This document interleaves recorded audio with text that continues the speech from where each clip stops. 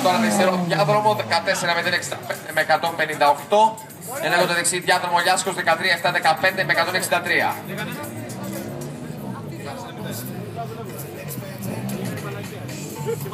Να έρχεται και η κατηγορία 12 σιγά σιγά, να έρχεται και η κατηγορία 12.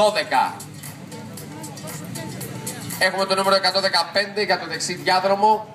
Είναι ο Κόψιας, Minitech, Speedwear Motorsports, Σπυράκης Performance, Plan Big Tech. Ενώ για τον αριστερό είναι ο Μητρογιάννης με το νούμερο 116, Speedwear και Speedwear Motorsports και Minitech.